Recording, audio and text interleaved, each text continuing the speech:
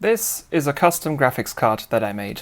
I did this as part of a larger project where I am building a PC for a friend of mine, about which I'm going to make a couple videos soon. In this first part, we're going to talk about the graphics card and how I ended up with it and what I did to customize it.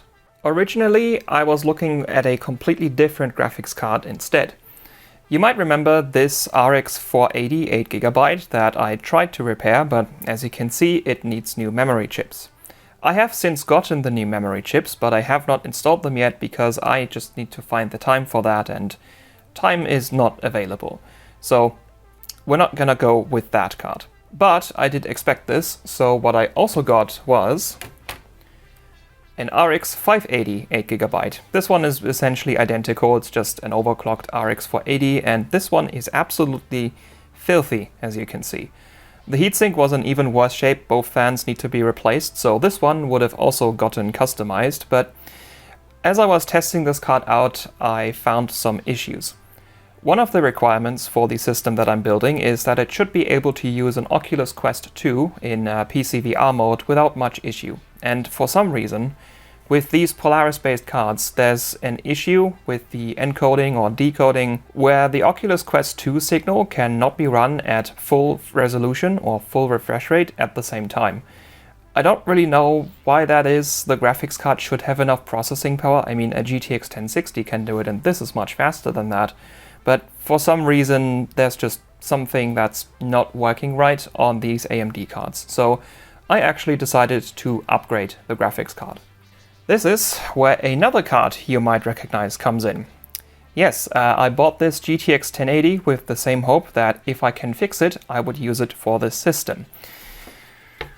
Again, fate intervened, and if you saw the video, this card sadly has a dead core, so this one is straight up not fixable. There's not really anything I can do. I would have to buy a working 1080 and break it to fix this broken 1080, and that just doesn't make sense. So the only reason I have this card for is to practice core swaps, since I can't really break it any further than it already is.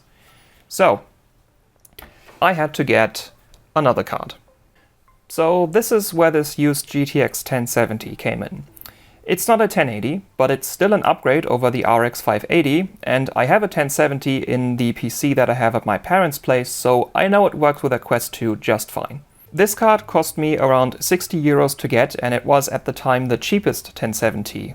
And it was so because it didn't come with the stock heatsink. This used to be an Asus GTX 1070 Dual card, and it arrived with a custom heatsink on it. That heatsink wasn't bad, but it had a shape that didn't really fit the card that well. The two memory chips at the bottom and the VRM area got basically no airflow, and that is not something that I really agreed with, so I wanted to swap to a different heatsink. At first I thought I would simply use this heatsink from a GTX 780. It does fit the card much better, and it actually has enough spacing to clear all the components on the PCB. It does hang off a little bit to the right, but it does cover all the areas that need airflow with at least a little bit of it. But as it turns out, the built-in standoffs of this heatsink are a problem.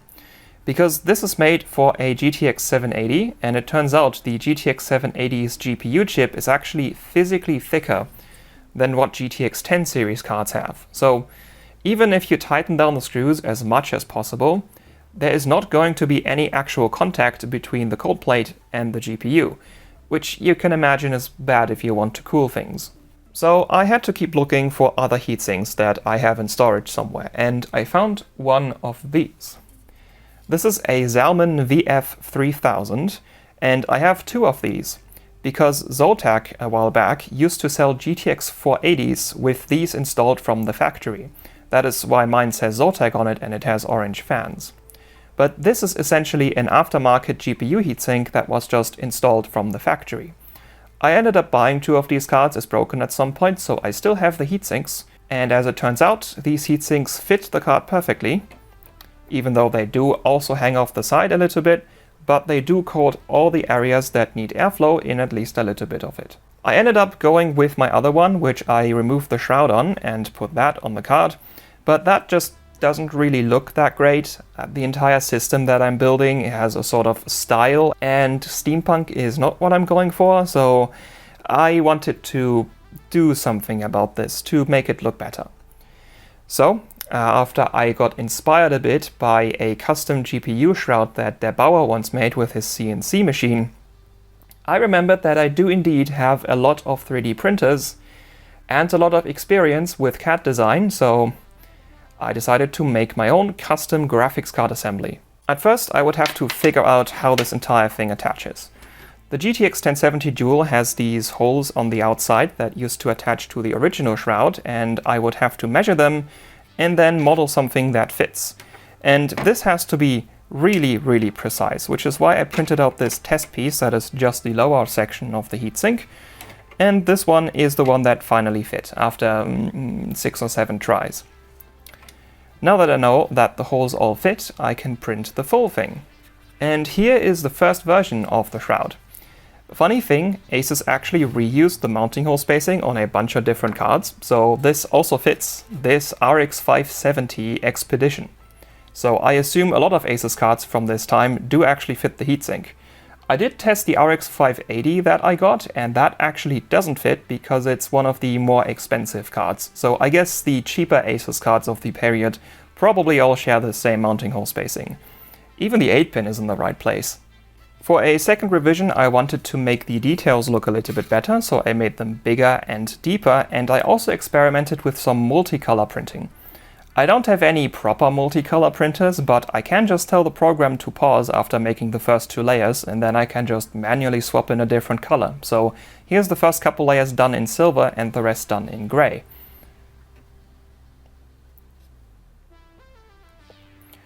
I didn't really like this too much though, it doesn't really fit the case that I'm putting it in, so I decided to print it in different colors.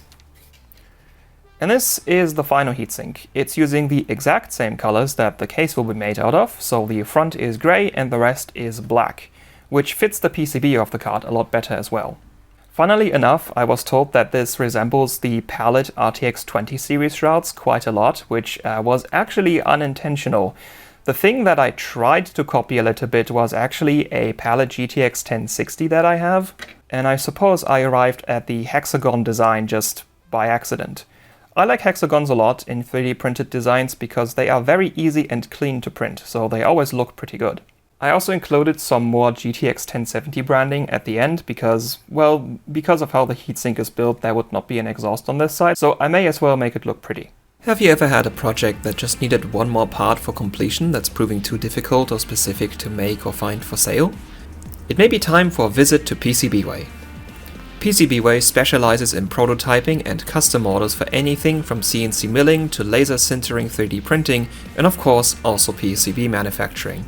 All you need to do is upload your design files to the PCB Way website and enter a few more requirements for your order, and you can have a code ready in minutes and parts shipping out within 24 hours.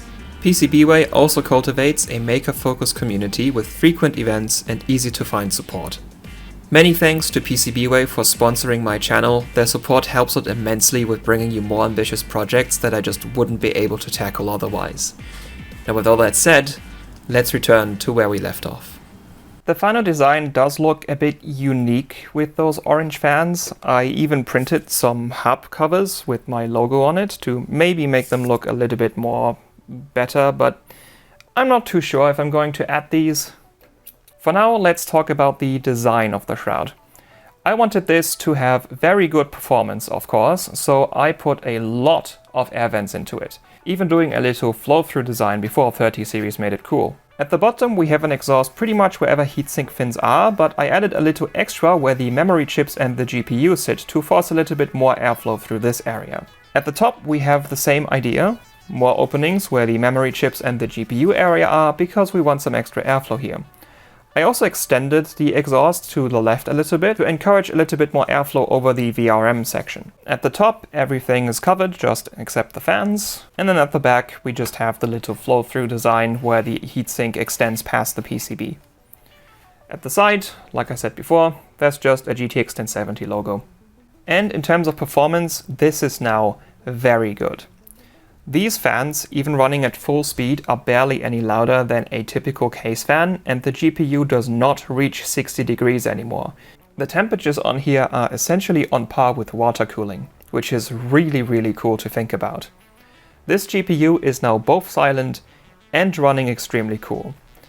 I tested if the VRM does get enough cooling by putting a thermocouple at the back, and the highest temperature I ever read was around 60 degrees, so that is very fine. And before too many people rush into the comments telling me that this card is going to melt in an Indiana Jones movie, I tested this.